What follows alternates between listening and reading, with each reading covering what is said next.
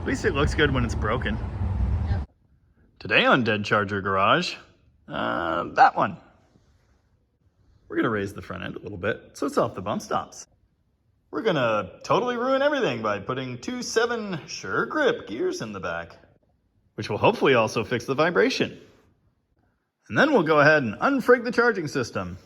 And after all that, we'll stare at the Atomic EFI kit for several hours and consider installing it on the car.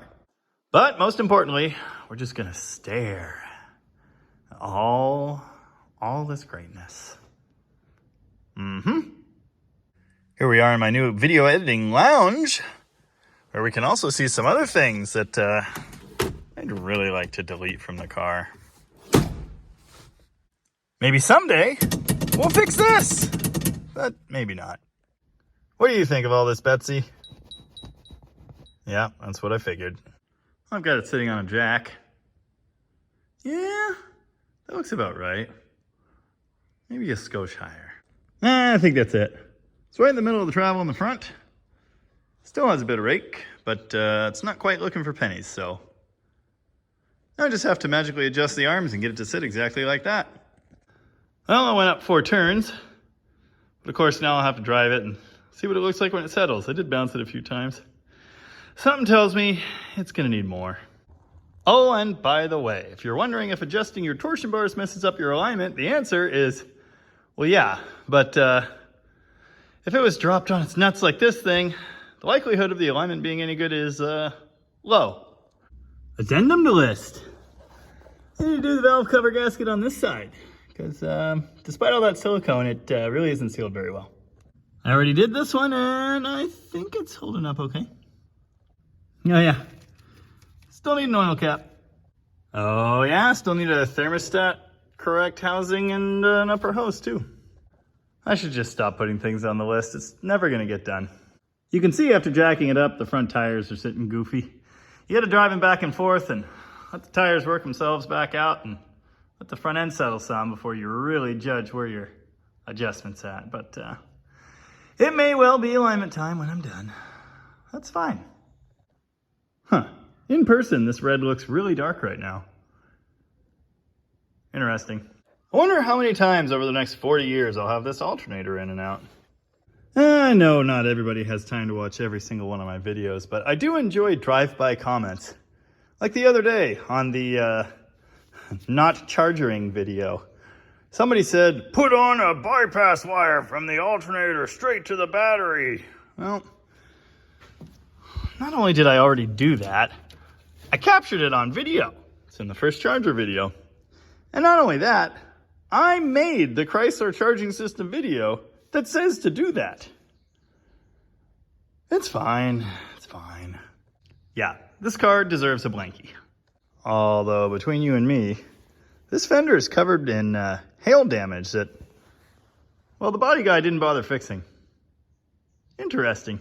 Remind me not to stab holes in the radiator with bolts. So, here we are looking at the back of the brand new alternator. And this connection seems tight and probably fine. But I did notice this. Could that be touching metal? That would be a problem. Well, oops. Certainly doesn't appear to be a short to ground in here. Could it possibly be that simple? Yeah, it could be. I mean, it's the same thing that caused the blowing fuse and the whole no lights debacle on the drive home. This wire's in pretty bad shape. A little crunchy. Well, maybe I'll make a new one and then test it. I mean, charger's cool and all, but I gotta take a break to work on a real hot rod here. Oh yeah. Well, here we are under the charger, and well, I wasn't right, but I was right, if that makes any sense. This rear joint's bad. I don't think that comes as any surprise. It's just interesting. I checked it on the road trip and it seemed okay, but it's not. Also, I mean, it's clipped in there, but it's almost like it's clipped off center because it doesn't fit right. I don't know, it's close. Also, the diff leaks from the pinion seal, which comes as a shock to no one. And here's what's going in its place. 276 Sure Grip. Neat. It's gonna get all the mileages and probably be gutless and sad, but we'll see. It's still a big block. It's got torque. Since I have to pull the wheels off anyway, if I were smart, I'd have new tires sitting at the tire shop right now, ready to go. But I'm still me. Just checking. Obviously it needs to be polished, like mirror polished. Certainly not a bad look. Yeah, it's pretty awesome. But I think I prefer the torque thrust too. On this car, only. Well, those are certainly brakes. And they look fine. Rather incredibly, this thing has a parking brake that works. Crazy, I know. Well, what the hell? I guess I gotta pull the cap to get these out. They're huge. Lovely. So many A-bodies, so little time. Bye-bye now.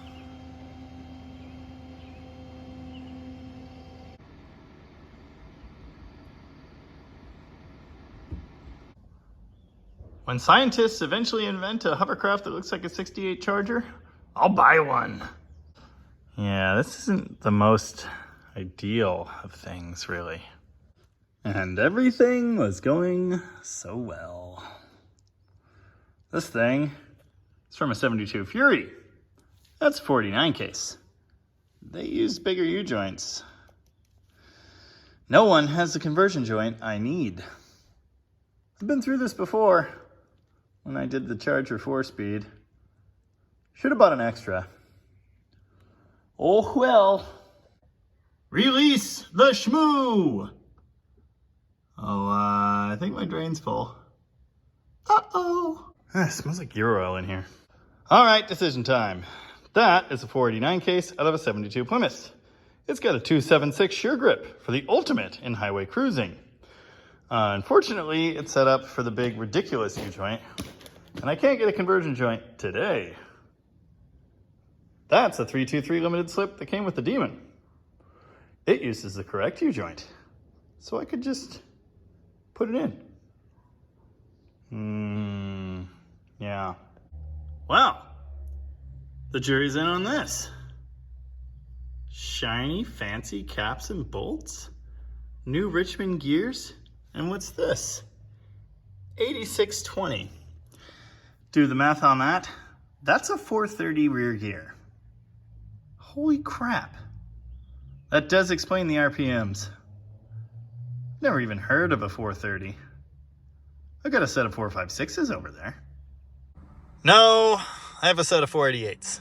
Also, my alternator in this is broken. Why are things like they are? Well, 3.5 million hours, some sore fingers, and this later. The diff housing's almost clean, but I'm gonna give up and grab the silicone. All right, time to install the diff gasket. Oh, would you just look at that? It's all together and it's even full of oil. Look at this thing. Just so nice. Don't mind the brake noise. Anyway, time for a drive shaft. With a new U-joint. Packed with grease as best I could. For some reason, the Zerk doesn't work. So what's even the point? Yay! Well, with any luck, the cruisability just improved by like, I don't know, 379%. Now there's just this whole thing. Why are there children screaming again? Well, unfortunately, yeah, there's a short in the alternator. Wasn't the wiring. Yay! Changed the brush. Didn't help. That thing wants to be on fire really bad. How is there a dead short in there? I don't know. It's just brand new.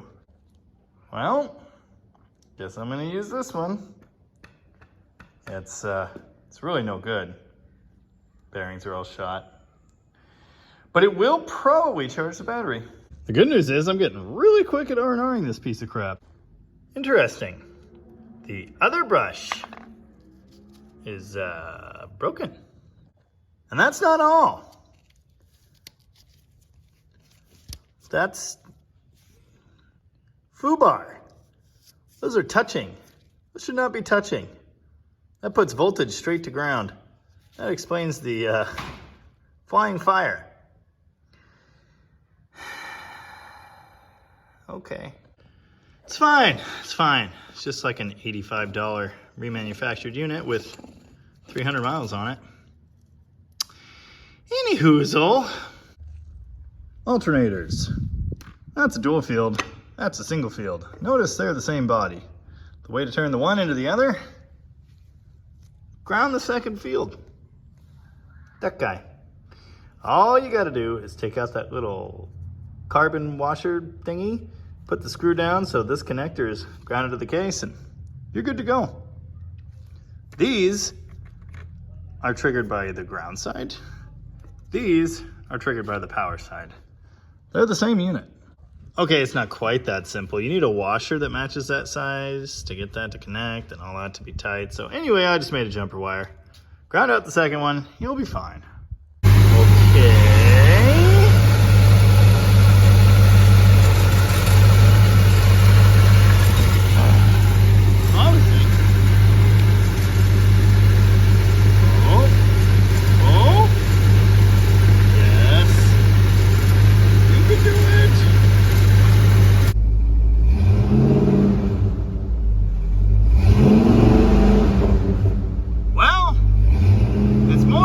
Before. There we go. This is at an idle now. Oh, don't mind the oil smoke. That's on the list. All right. So fixed.